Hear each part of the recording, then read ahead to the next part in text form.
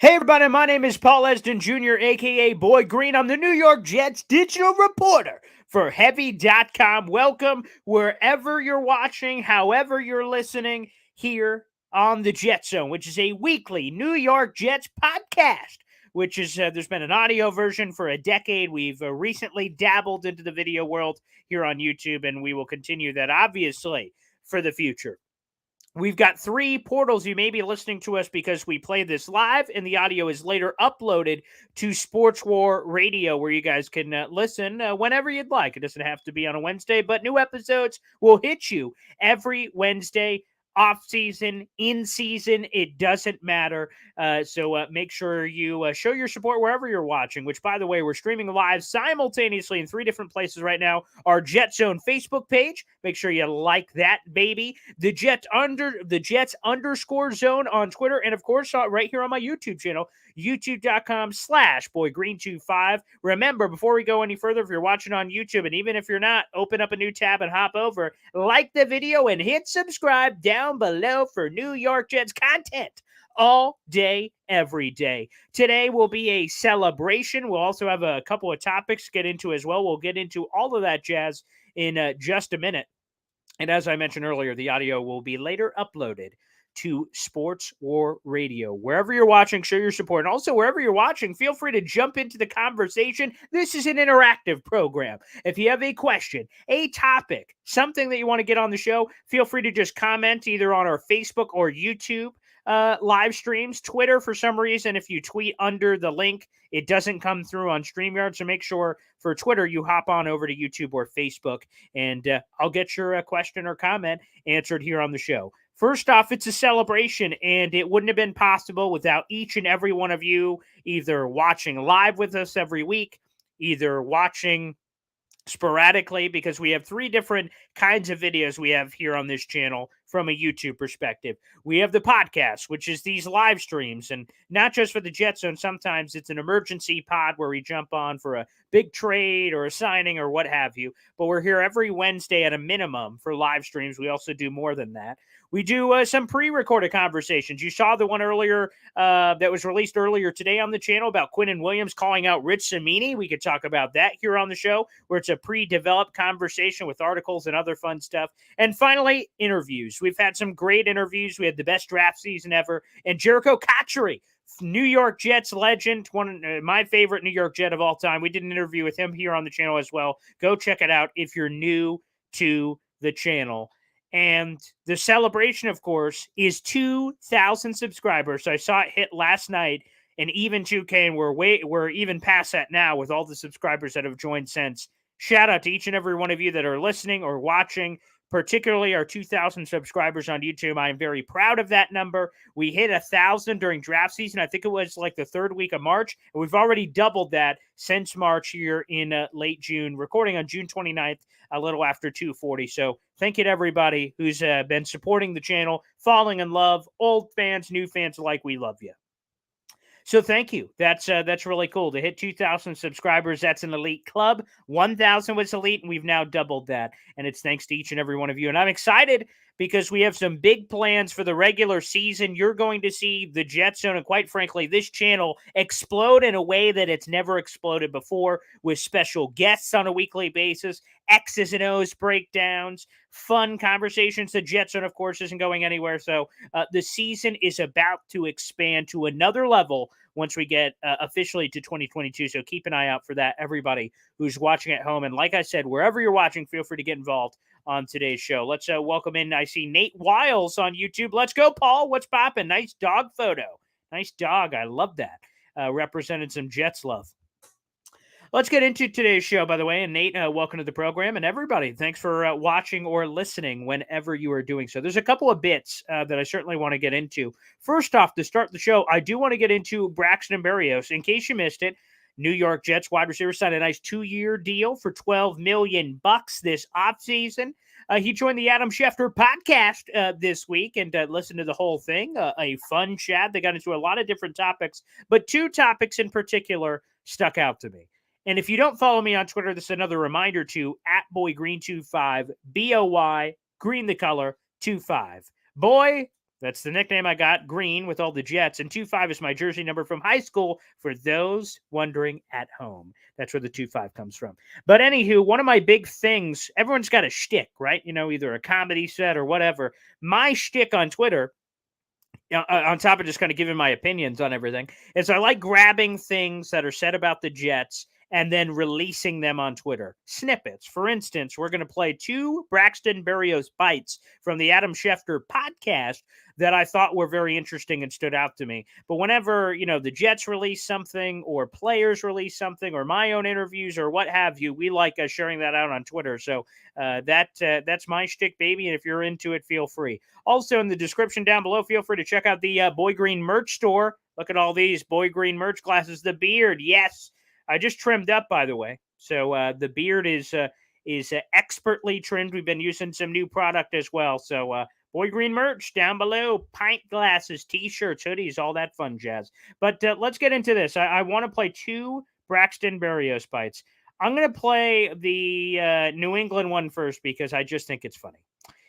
In case any of you don't know, and maybe many of you won't, Braxton Berrios was drafted by none other than the New England Patriots in the 6th round, the former Miami product. And for those who don't know the story, I'll tell you the quick version real quick, is Braxton Berrios was drafted by the Patriots. He gets injured, so he's basically out for the full year, and they win the Super Bowl in his first rookie season. But he doesn't really contribute, but he gets a ring out of it. He doesn't contribute on the field. You can hear more about how he contributed off the field for the Patriots, which I thought was really interesting in terms of some of his scouting. But Braxton Berrios, for those who don't know, started his career on the New England Patriots. So he was there for his first season. And then leading into 2019, he was on the team. He just missed out on final roster cuts. And as he was going through the waiver wire process, the Jets scooped him up. And of course, as we know, the rest is history. But Braxton Berrios was asked about his time in New England, and he just had some funny bites. So we're gonna play this again. This is from the Adam Schefter podcast, and this is Braxton Berrios on talking about his trip with the New England Patriots. And we'll play this quick clip for you, and then I'll give you some more details. Here's Braxton Berrios, Adam Schefter podcast on his time with the Patriots. So when you think about that long road, yep, what stands out to you about it, Braxton? It takes a lot of perseverance, and I know it sounds cliche, but I mean, you have to see it, you have to believe it when really it feels like nobody else does. Obviously, I'm utmost grateful to New England, Coach Belichick, and obviously that organization for giving me that chance. And I always say I learned more in the year there that I was than really I'd kind of ever in my career about football. I got to sit in those meeting rooms with Tom Brady, with Coach Josh McDaniels, which is obviously over in Las Vegas now. Got to learn from guys like Edelman, Chris Hogan in the room, Matthew Slater, from a special teams perspective. Yeah. And I mean, really, I feel like I got a PhD in football over there. And it didn't work out for whatever reasons. And obviously, looking back, it's the best thing that ever happened, because it really, it felt like the back was against the wall there, and just I kept going, obviously, and found ways to be productive. And obviously, in the return game was the first way.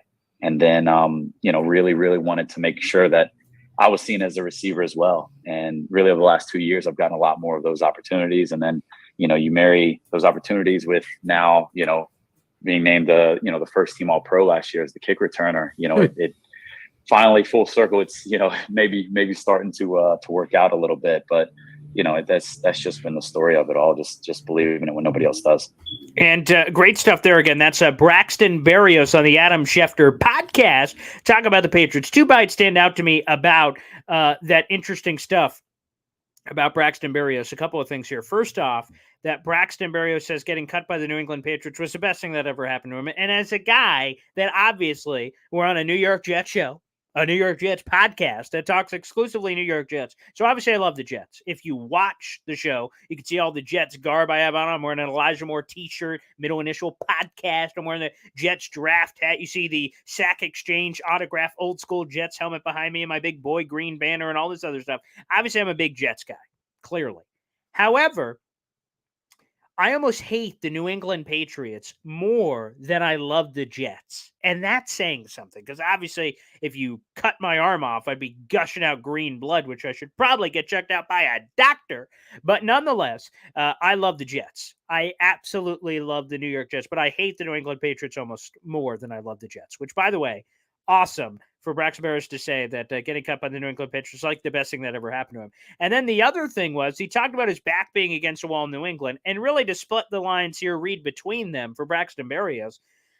Basically, New England said, okay, we think you're this. We think you're a return specialist and maybe a receiver, somebody gets hurt. And he gets dumped. Adam Gase, which really the only thing Jet fans can thank him for is delivering Braxton Berrios, who's been a great find here for the Jets, a good locker room guy. Great chemistry with Zach Wilson, who we'll get to in a minute. So that was kind of cool from the New England trip. And really, he talked about all kinds of things. You can listen to the full podcast. I'm only going to give you bites here from the Schefter Pod. But I thoroughly enjoyed it. Talked about learning lessons from Bill Belichick. Talked about learning lessons from Tom Brady. Braxton has had a very interesting career, and he has a Super Bowl championship from it. He went to the Patriots first and came to the Jets. So maybe that's different for any fans out there that have like Jets players going to New England after the fact, like Darrelle Revis, Sean Ellis. Ugh, I still am trying to pretend that never happened, which, anywho, neither here nor there. By the way, a quick birthday shout out, Carl Lawson. Happy birthday, stud. And fingers crossed for a healthy season, baby, for old Carl Lawson. Happy birthday to Carl Lawson today on Wednesday, June 29th. Let's welcome in a couple more people before we get to our next Berrios bite here. Mark joining in on YouTube, driving. But what's up, boy Green? What's poppin', Mark? Welcome to the show. We got below 500 without Brady, 3-14. I hope that's not the guess for the Jets. Hopefully it is, though, below 500 without Brady. Maybe 3-14 for the New England Patriots. Now, that would be nice.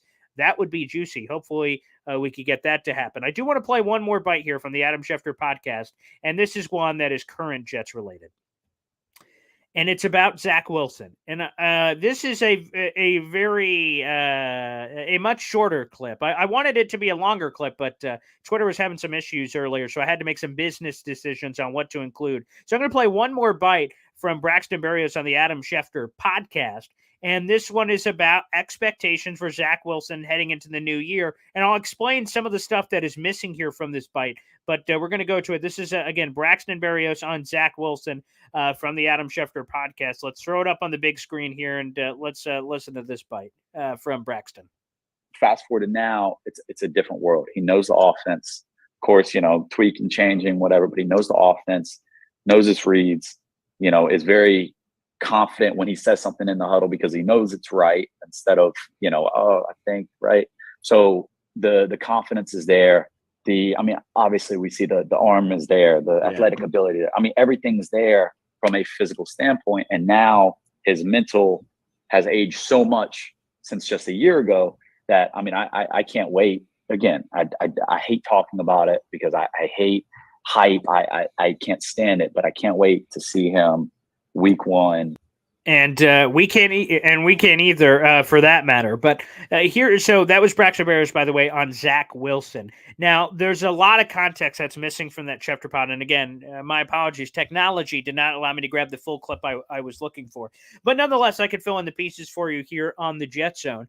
And that's this, is that Adam Schefter, in his question, the reporters do this all the time, by the way. But in our question, we kind of force our own opinion into the question and try to get the parrots to kind of parrot it back to us. But in what Adam Schefter was saying is like, obviously, Zach Wilson is the telltale of this season. Whether or not he's good or bad will determine for the Jets. And Braxton, in the bite that you did not hear, said, well, let me clarify something off the bat. And it's not all on Zach Wilson. Now, this is a quarterback-driven league. This is my opinion now. And facts, obviously. It's a quarterback-driven league, and how good or bad your quarterback is normally determines how good or bad you are. In other words, if Zach Wilson is bad this year or injured, and we could get into the Matt Miller 2023 mock that I see is going crazy, but if Zach Wilson's bad or he's hurt for the majority of the year, the Jets are going to be bad. They're not going to be good. Not good. And there is no scenario, in my estimation, where Zach Wilson is good and the Jets are bad. There's just no way that's possible. There is no realistic way that the defense could implode with injuries, and no matter what, that Zach Wilson's like a superstar and you're losing. Does not make any sense. But what I will say is Braxton Berrios actually made a pretty compelling argument to why it's not all on Zach Wilson. He brought up the example from last year. So Mike White famously has to step in the Cincinnati Bengals game for his first start ever. This journeyman quarterback, former 5th-round pick of the Dallas Cowboys, gets his chance in the sun, and everyone thinks the Bengals are going to destroy the Jets. Of course, they don't. Mike White throws for over 400 yards. It's the second most passing yards ever for a debut, only behind Cam Newton, the former number 1 overall pick. He throws some touchdowns, like 82% completion percentage. Mike White goes crazy. And Braxton Berrios says, that was cool, huh? Well, guess what? We barely squeaked out a win against the Bengals, and Mike White was nearly perfect, basically. He had a couple, I think he had 2 interceptions that game, too. So it wasn't perfectly perfect, but he played like this exceptional game, and the Jets still almost lost. So his point was, like, if it was all on Zach Wilson, then when he goes bananas, right, if he has a Mike White game, then the Jets should be up a billion, but it's not the case because you need the rest of the team. You need the running game, pass protection, defense, blah, blah, blah, blah, blah, blah, blah. So a compelling argument by Braxton Berrios. A wrong argument because, again, this season will be determined based on Zach Wilson. If he's really good, then all the crummy, terrible expectations people have of the Jets from the outside looking in, well, they're all garbaggio. If he sucks, then they're all going to be realized. And, oh, wow, the Jets, another year without the playoffs. So it is all on that. But the thing that I liked about the Braxton Berrios bite, again, another part that was missing, is Braxton Berrios took us through what happened last offseason in Zach Wilson's first offseason as the New York Jets quarterback. Again, we're still in the middle of COVID, so not all the players reported when they were supposed to, as we had this offseason for the most part, outside of like George Fant with the knee injury and Mekhi Becton and blah, blah, blah, blah, blah.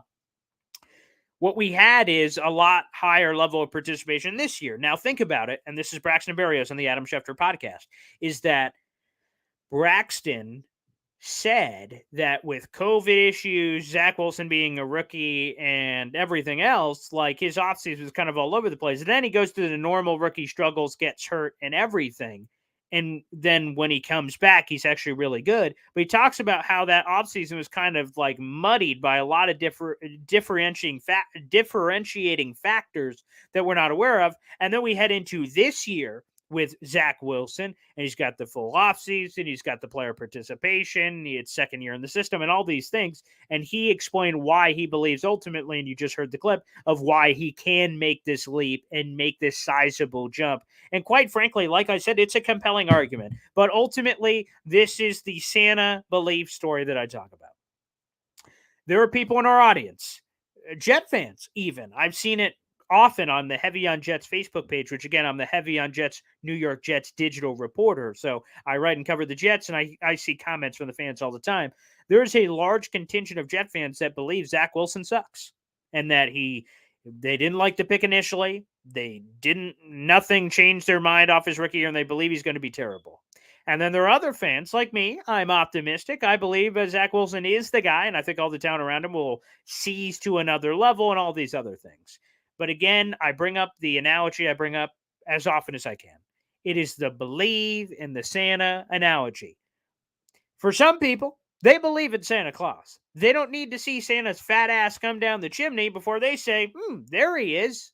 I'm seeing it. I believe it. For me, I believe in what's about to happen.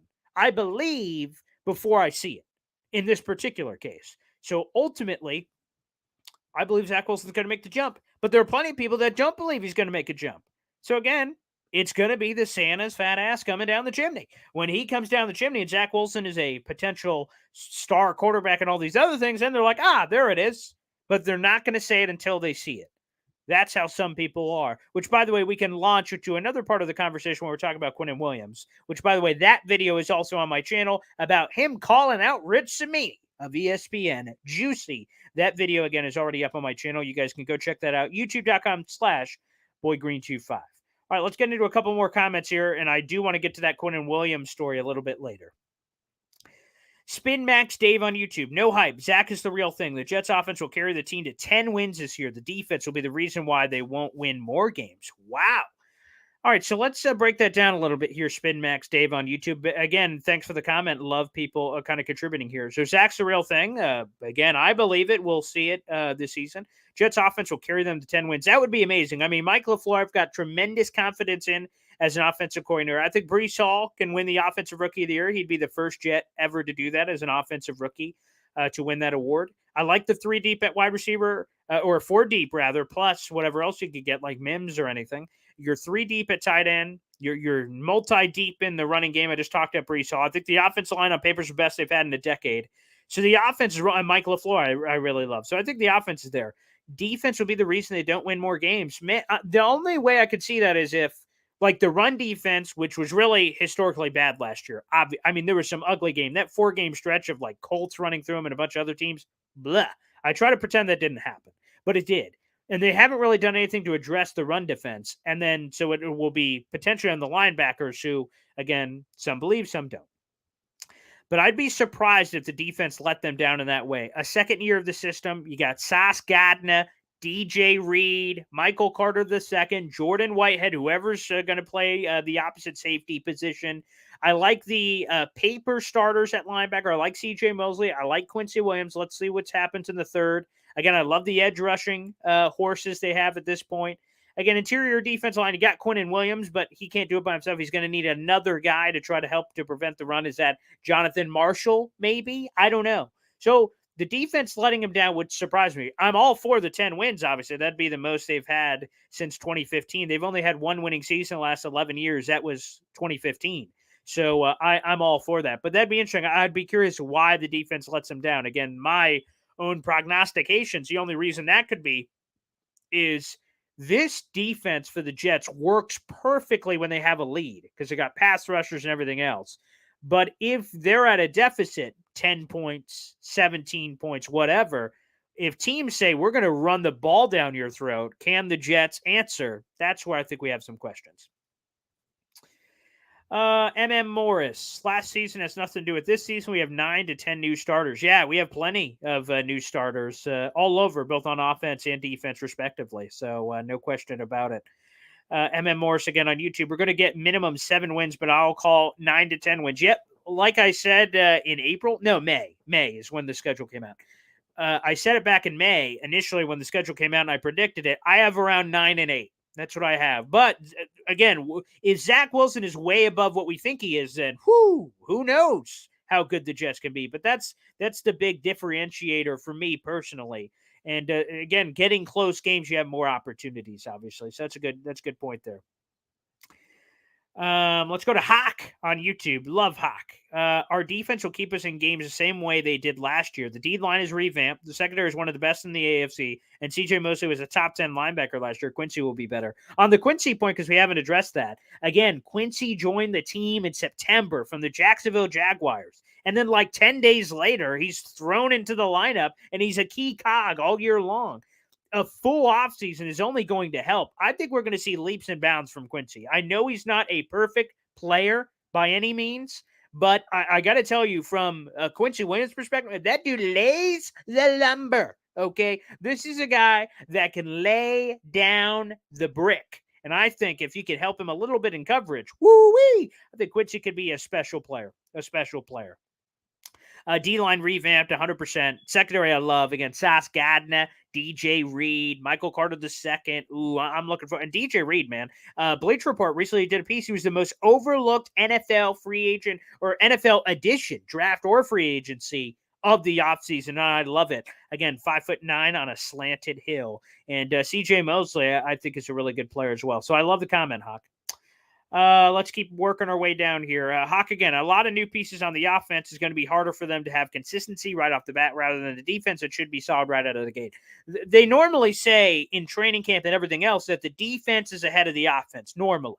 But the only difference is, again, Zach Wilson won't be like, oh, man, what's the offense? Where's the bathroom? He won't have to worry about that. It's about fine-tuning. It's about mastering the craft for old Zach Wilson. So, yes, there's a lot of new pieces, offensive line pieces, running back pieces, wide receiver pieces, tight end. I mean, the whole room exploded, for Pete's sake. So there are all of those things that should help the cause, certainly from that perspective. But there will be a little gelling, but I'm not going to completely just say, wow, man, it's going to take them a month to figure it out. I think they can be competent. I think Mike LaFleur is good enough to cook up some things to shock some teams like Baltimore and others. And Baltimore's got a really good defense, by the way. So, but the defense should have its moments, I think. MM Morris, having the line edge back makes it easier on the backfield. RD will be so much improved too. I really hope so. And it should be. I mean, just beyond hope. I mean, I do hope that they're better, but I do think there's going to be a lot of help there from that perspective. But again, perhaps this is what the Jets thinking is. I don't know this. This is my pontification, okay, is that perhaps they're like, well, we improved this. Maybe we didn't directly improve run defense, but with the rest of it being more improved, that it raises the overall level, and thus that will help the cause. So I think that may be the thought process from the Jets. And whoa, boy, royalty entering the room here. Jake Asman of the Jake Asman Show. Boy Green is the man. Congrats on 2K. And yes, everybody, the celebration, in case you missed the show earlier, 2,000 subscribers on YouTube. And I've had YouTube since the first year of Adam Gase. Talk about great timing on that YouTube channel starting. So I was super late to the game, as I've said before. But I'll be honest, I dove into the YouTube waters with no idea what was going on. We really just did some pregame and postgame shows on YouTube. And we had a crappy camera, no real quality, none of this graphics or anything awesome that we're doing now. And I was just kind of winging it, had no idea what I was doing.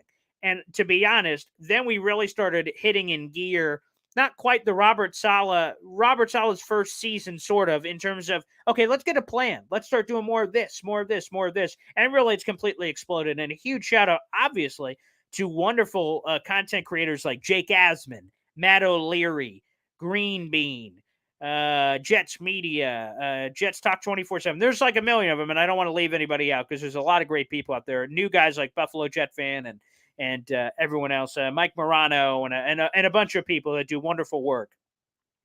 But thank you to each and every one of you that's had me on your show, and people like, Boy Green, who the hell is that guy?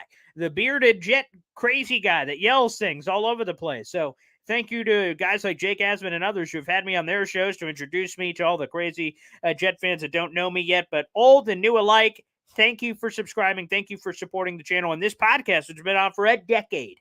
Believe it or not, I'm getting old. I'm aging myself, but love it. Jake Asman, thank you so much for stopping by here on the show. There is one more thing I want to get to, and of course, any comments or topics that kind of hit us randomly on the show, we can also dive into. But the Quinnen Williams story. Now, you can watch a full video. It's on my YouTube channel about Quinnen Williams calling out Rich Cimini. Feel free, guys, to go check that out. Drop that this morning. But I'm going to give you a couple nuggets from it because there's something in it that I want to talk about, that I want to discuss, that I want to dissect. Now, Quinnen Williams had his fifth-year option picked up. That happened officially somewhere between the combine and when it officially had to in the first week of May. So he has 2 more years left on his deal, and this offseason was the first offseason, that he was eligible to discuss a new contract. And Jet fans are arguing and debating in the social media streets. Is Quinnen deserving of the kind of contract that some believe that he is worthy of? And what kind of happened with the Rich Cimini whole bit is Rich Cimini on his podcast, the Flight Deck Podcast, another great podcast. He said a couple of things, that the Jets have been, quote, checking in on Quinnen Williams and his camp throughout the entire offseason about a long-term deal. Basically the entire offseason and checking in. That's what Rich Cimini said. And then the other bit was what they project the contract numbers to be, which was somewhere in the ballpark of $17 million to $20 million per season on a multi-year deal. By the way, Spot Track Market Projections has Quinnen Williams about $17.6 million per year on a 4-year deal, which is about $70 million. So Rich Cimini's projections aren't that far off from Spot Track's market projections and things of that nature, which again, that would put him as the highest paid Jets player in Jets history.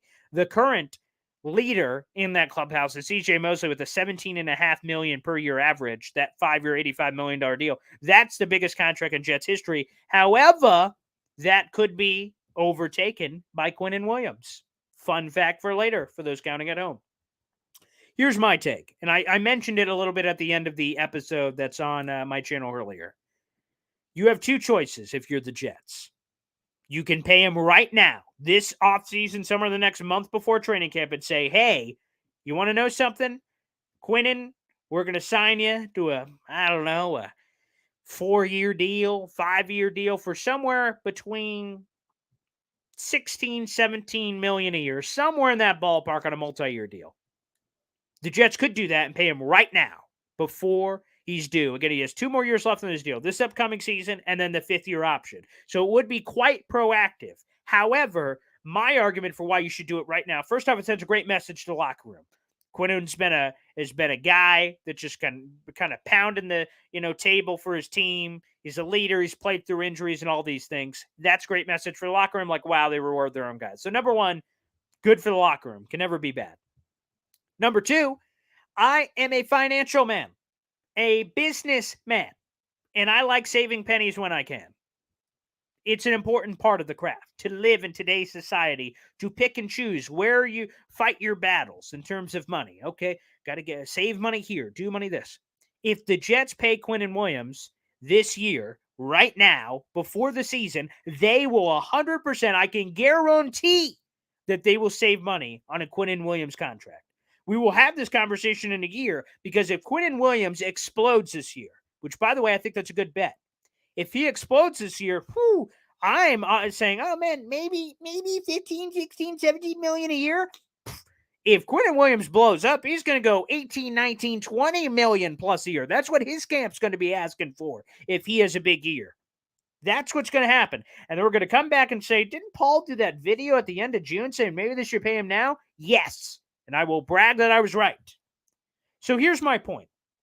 Again, they have two choices, the Jets. They can pay him now for all those things I just said, or they can wait till this season completes and then pay Quinnen Williams. Those are two choices. They could JFM it and try to pay him in the middle of the year, but that's a monster contract no matter how you slice it. Probably happens after the year. But regardless, you have two choices. It seems like the Jets are leaning towards the latter. They want Quinnen Williams to prove it, and then they will pay the piper thereafter. Now, that's fine if the Jets really want to see it and say, hey, we want to see you do it before we cough up the beans, and maybe motivation factors. Again, 2 years, we just got, the Jets just got burned by the Muhammad Wilkerson thing a bunch of years ago, where this is a guy who was supremely motivated to get his contract. The Jets give him the contract. Fans go crazy. Again, local guy that grew up like 5 minutes from the stadium, and it was all gravy. And then he was unmotivated all of a sudden and gave up. You can't let past failures instill fear in your brain from making the correct decision here in the future. But I'm just saying that could be a factor. But if you wait and pay the piper later, I feel like you're being a little silly, and here's why. Robert Saleh has said that one of the reasons he picked being hired by the New York Jets was, wow, this Quinnen Williams guy is great. Joe Douglas says, man, we want Quinnen Williams to probably be a Jet for life. I don't know if he used that same verbiage as Jamal Adams. Probably not, so he doesn't get burned again. But like, they all think the world of Quinnen Williams. They think he's a really good player. He's good in the locker room, and man, he's going to have a great season. The Jets believe that. They believe he's going to take a leap. Jeff Ulbrich has said it. Robert Saleh has said it. Joe Douglas has said it. If you believe that, you're the Jets, and you believe that to be true, you think he's going to be good. You think he's going to be better in the second year in his system. You think he's going to be better with more talent around him. Carl Lawson, John Franklin Myers, Jacob Martin, Jermaine Johnson, blah, blah, blah, blah, blah. All these guys, you think he's going to be better than, why wouldn't you pay him now? It makes smart business sense to do so. It is a healthy bet that Quinnen will be better by default next year. That's what the obvious facts say. That's what the obvious facts say is Quinnen will be better. And if you want to make a bet that, of course, he's going to be better, then you know you're going to have to pay more money if you see it. That's the thing that kind of gets me here on the Quinnen Williams conversation.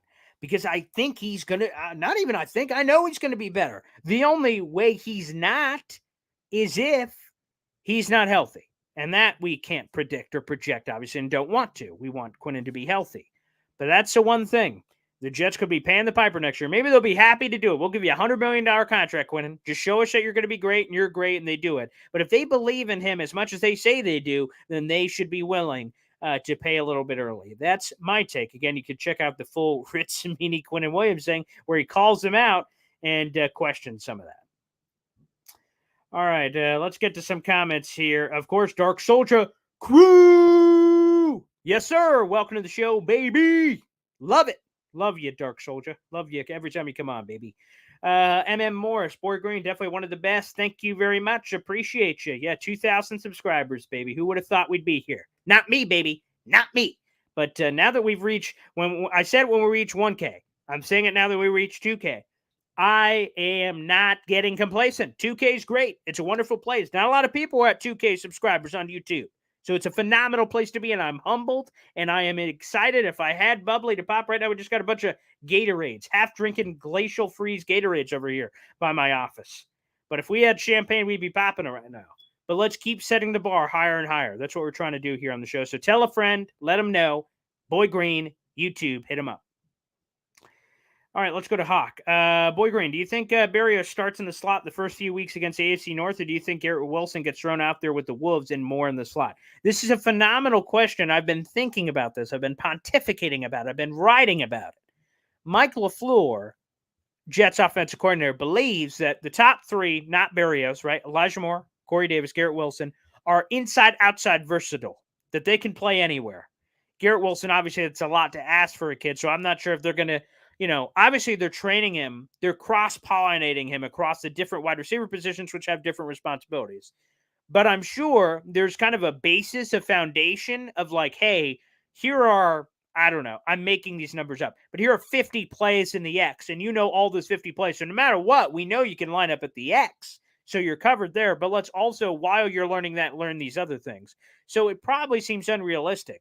Maybe not, I don't know, to just dump an entire wide receiver playbook and expect him to know it guaranteed by week one. So I think there will be a basis of package where there is a guy that is getting the majority of slot as opposed to majority of outside, but they are versatile.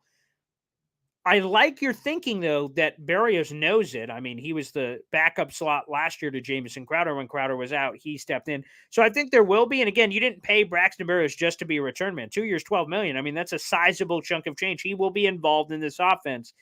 And so it is a good thought. It's possible that they do work him in. I think he's going to have a lot of reps. I think all these guys are. But that may be a safe thing as we figure out, because Robert Saleh back in June said, when asked, hey, who's the starting slot receiver? Jamison Crowder's gone. Who's it going to be? And Robert Saleh said, quote, we're figuring it out as a coaching staff. So Braxton being the slot with the experience he has is not a bad idea in the intermediate, but I think there will be a guys who I think he's going to get, let's see, if there's 100 reps, there's not 100, but let's say there's 100 reps, Braxton could get 50-ish of them early on as they're progressing, kind of figuring out the pieces. But I think similar to the Mekhi Becton, George Fant conversation, they're going to figure that out quick, or they already know, and they haven't told us, that they're going to figure that out quick, so we're not wasting reps of George Fant practicing at right tackle when he's not going to be a right tackle, or vice versa. So I think the same thing for the slot. I think whoever's going to be the slot, they're going to get the reps, and we're going to find that out very quickly. But I think there will be a basis of Braxton and Berrios coverage early on as they figure everything out. MM Morris, Rich is a source of negativity. We have not had him here on the show, and he was supposed to join us on the show during the offseason, but he has not popped up on this new edition of the podcast. Actually, I don't believe I've ever done a video podcast with Rich Cimini, but maybe in the future. We'll see what happens. Probably not after I sent out that tweet, probably not. Back to Hawk here. I think the dark horse on the D-line that's going to put up ridiculous numbers this year is JFM. Getting moved back to the inside, he's going to wreak havoc next to Q. Yeah, Hawk, if you've got, let's just kind of line it up for a second. So you've got Carl Lawson on one side, JFM on the inside, Q on the inside, then let's call it, I don't know, Jermaine Johnson maybe on the other side. I mean, you can't double team everybody. Someone's going to get a one-on-one matchup. So you are right. Maybe it is JFM, and he lives up to that contract that, he did fine analytically speaking in a lot of different areas, but getting those sack numbers is what this league is about. So he is a sneaky guy. Not a lot of people are talking about him, Hawk. So he is like one of the quiet under the radar guys, it seems. Keep it simple, RC. Hey, Boy Green, what games are you going to this season? TBD. Keep it simple. I want to go to as many games as possible. I mean, week 1 would be really special. The Ravens. I've not made any decisions yet, but I'd love for all of us to get together. That'd be cool to go watch a game. But Ravens I have circled. I have not made any purchases yet, but Ravens I have circled for sure. Trying to think what other games that jump out.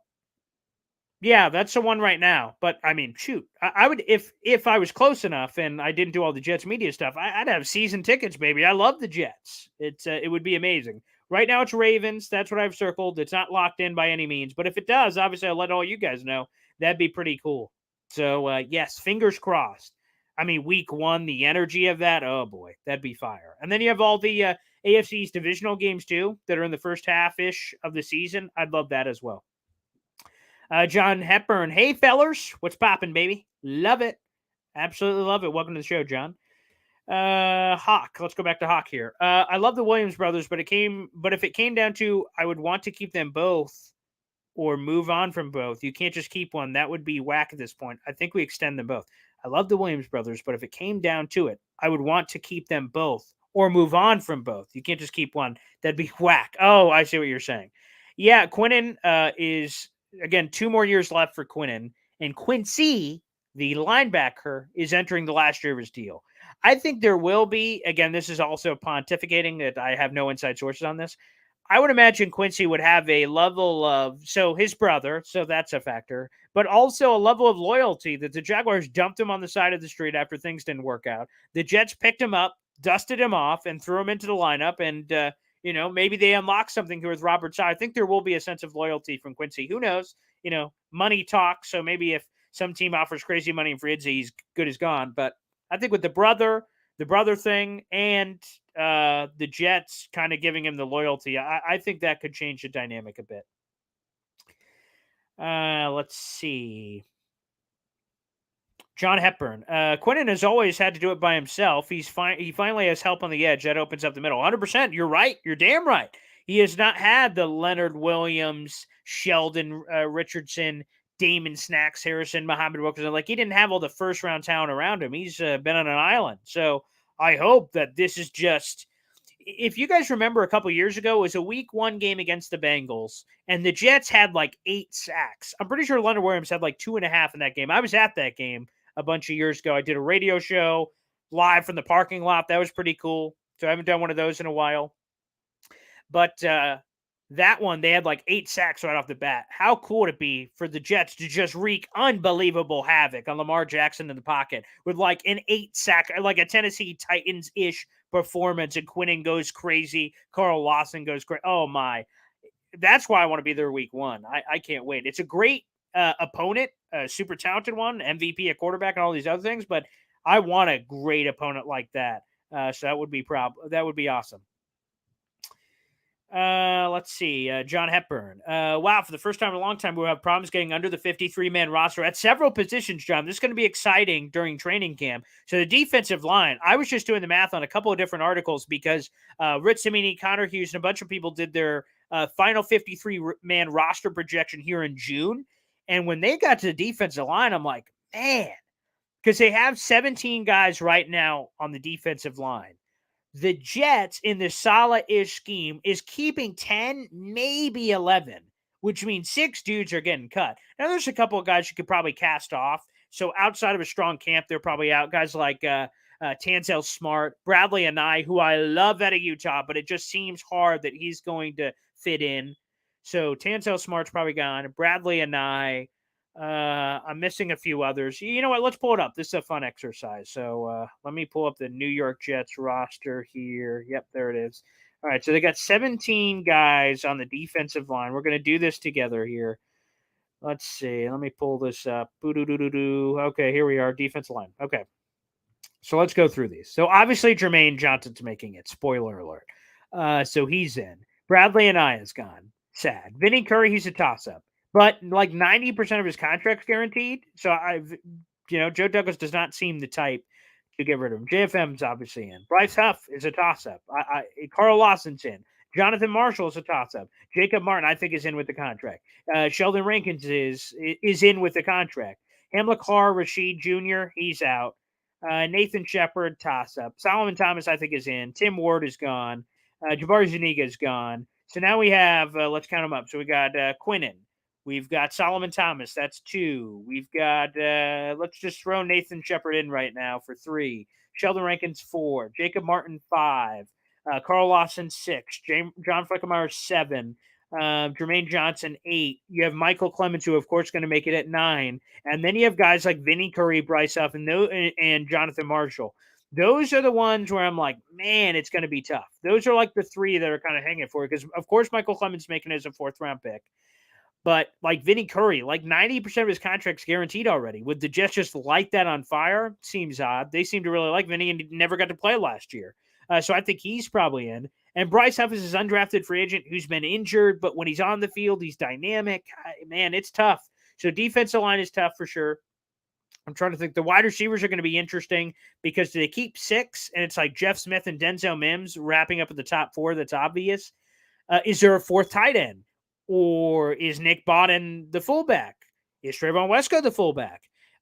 Does Lawrence Cager crack it? Or is it Kenny Yeboah? Like, there's a lot of tough choices from that perspective. Do they keep 3 quarterbacks? Do they keep Zach Wilson, Joe Flacco, Mike White? Do they trade Mike White? The trades come into effect. Is Bryce Hall traded? Is Mike White traded? Is Bryce Huff or Vinny Curry traded? Who's trading for either of those? I don't know. And then we get into some tough spots. And safety is like, oh my, we don't even know who the heck is going to start opposite Jordan Whitehead, but is it the reclamation project / position change guys at Jason Pinnock? Is it Ashton Davis, the guy who we want, of course, to step up to the plate? Is it Marcus Joyner, who really, I'm going to be honest, does not really tickle my fancy with the injury and then playing a different position the last couple of years? So, man, it's going to be tough to see who ultimately steps up there from that standpoint. But, man, yeah. Like I said, so defensive line, that's the toughest.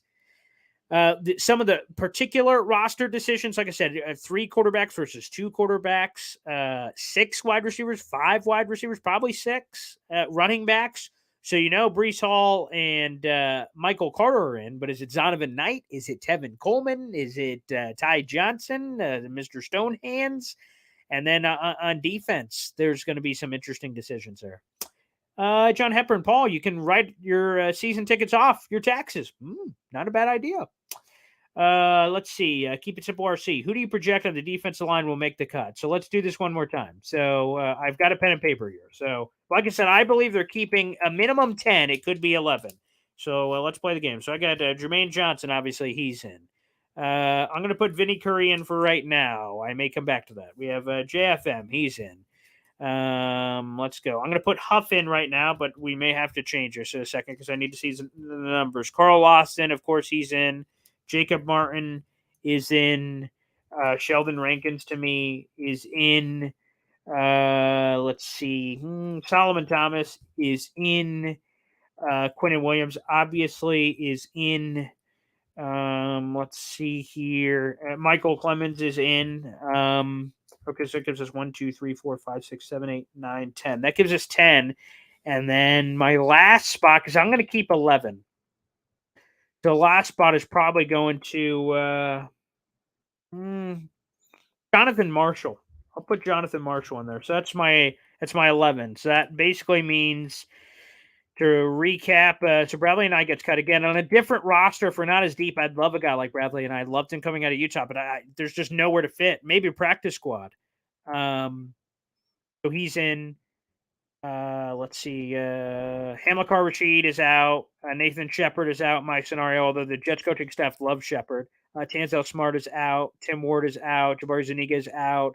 And then you have all the other guys. So I have 11, and the 11 are Jermaine. So let's go through this. Jermaine Johnson, Vinny Curry, John Franklin Myers, Bryce Huff, Carl Lawson, Jacob Martin, Sheldon Rankin, Solomon Thomas, Quinnen Williams, Michael Clemens, and then 11th is Jonathan Marshall. So I have 11. I have 11 making it, but I think that's around the number. So 10, 11.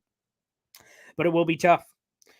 Hawk, I hope Michael Clemens makes a 53. Really want to see that dude full speed, full violence mode in the game. His college tape is ridiculous just on his explosiveness and his motor. Hawk, I'm going to go out on a limb, apparently. Michael Clemens is an absolute lock to make the roster. There's no way they light a 4th-round pick on fire. Ja'Kai Polite, who was the 3rd-rounder they let go within his rookie season, there's just no way. They have a plan for him. They see something for him. And again, I've mentioned this before, that Michael Clemens is a guy that, I'm a fan of college football, and I saw some of the Texas A&M stuff, but to be candid, I did not have a full tape study on Michael Clemens. So I didn't really know much about him. So I had to kind of rely on draft people I trust. I went to Connor Rogers, and he really had nothing to say during the live draft show. He's a guy who did not fit inside his top 250 or 200 or whatever. So he did not crack his. So I went to Connor Rogers. He had nothing to say. So I'm like, okay. And then I went to a few of my draft guys. Dane Brugler, Russell Brown was another one that I went to, and Russell Brown loved Michael Clemens, thinks he's going to be a freak. And Dane Brugler had some good things to say about him too. So I think 100% he's making the cut, 100%. And we'll see what his role is. But I have never had a perception of a guy based on people I talk to and then have it flip by hearing interviews and all kinds of things. So he's an older player, but to me, that's a more developed player than the rookies that normally come in. I think they have a package for him. So I think Michael Clemens does make it. I'd be surprised if he didn't. Hawk here. Throwing Big Mike out there in the 3rd and 4th quarter against Tardo Lyman is going to be a nightmare for the other team. Yeah, especially if you use him in that way, right? Because you just have unbelievable horses. There's going to have to be some level of a pecking order on the rotation reps where, like Quinnen, Carl Lawson, JFM, and some of the top guys are all like eating. Right? So they're lightly rotating out with whoever the second unit is, Jacob Martin, who they identified, Vinny Curry, guys like that. And then you throw like Michael Clemens, a dude who's completely fresh. Oh my. He could go bananas. He could be the draft pick that surprises us all. Keep it simple, RC. Having a surplus of talent is a problem I like having. Not used to being in this position, but feels good. Amen. And really, was it Bill Barnwell? I don't know who. Someone just did a piece for ESPN kind of power ranking the 32 NFL teams, and they showed the depth chart basically of offense and defense right now. And I pulled up the offensive and defensive depth chart when Joe Douglas first arrived. Oh my God. I mean, it is night and day. It is freakish, the talent level disparity that is changed. And again, it's a major credit to Joe Douglas. Now, again, Joe Douglas is 6-27 or whatever the record is during his time here. So it's about wins. But from a talent perspective, looking on paper from this team to that team, it is night and day. Now, it feels good. And want to know what else feels good? Winning some football games. Let's see if they can do that. Hawk, I love that 11. Would be awesome. Yeah, that's kind of my guess right now, looking at the roster, kind of assessing it. Again, some of the guys are locks. Obviously, like guys like, if I did, like Quinnen obviously is a lock. JFM is a lock. Carl Lawson's a lock, obviously. Jermaine Johnson is a lock. Duh. Michael Clemens to me is a lock. And then the other ones are kind of floating up. Like, Jacob Martin's a lock with his contract. So the ones that I kind of have floating on my list here are Sheldon Rankins, although the majority of his contract's guaranteed. But, anything can happen. So I'll kind of put an asterisk there. Vinny Curry, 90% of his contract's guaranteed. But another asterisk, you never know. Solomon Thomas, it's also, he has a large chunk guaranteed, but he's a guy that Salah loves. Still, asterisk there, if we're being real. Huff, an undrafted free agent who I really love when he's on the field. The Jet staff seems to really like him. And then you have Jonathan Marshall, who I think is a really talented player. But again, he was Mr. Irrelevant for the Jets, their last pick a couple of years ago in the 6th round. So I think there are absolute locks that are complete locks. And then the rest is a little wiggle room. Like if a guy that I just kind of threw aside, like Bradley and I, if he pops, maybe he steals one of these spots from a Jonathan Marshall, what have you. But I think they do have high praise for him on the inside of their building to be another Foley Tukasi-esque guy. Remember, Foley was a 6th round pick. It took him a while to get into the lineup, and then he was a guy. Jonathan Marshall, 6th round pick. Maybe they can have the same success. Let's go through a couple more comments here before we sign off. Hawk, that's true. I don't know why I always think he was a later pick. We didn't have any later picks. That's true. Which, by the way, Connor Hughes and the rest of the staff was cool with because their draft day ended early. Yeah, he was a 4th round pick. The Jets had 3 1st round picks, obviously, with Jermaine Johnson, Sauce Gardner, Garrett Wilson. 2nd round, they had Breece Hall. You had, obviously, in the third round, you had Jeremy Ruckert, and then fourth round double dip of Michael Clemens and Max Mitchell. Not necessarily in that order, but those were your picks. So, again, the fourth round thing, I think, quite frankly, locks him in. But we've seen Ja'Kai Polite get cut, although those were for extenuating circumstances. But I think draft loftiness wise, it would obviously look really bad if Joe Douglas turned around and cut his guy, but maybe it would speak to the depth. But I don't think, in a way that they were able to do it with Jabari Zuniga, where they cut him and then he was able to sneak on the practice squad because no one wanted Jabari Zuniga. I don't think they would get away with that, Michael Clemens. I think someone would take a chance. A lot of people thought he was talented. It was all the other stuff. Keep it simple, RC. Clemens has a bit of an injury history. He does, so that has to be factored in as well.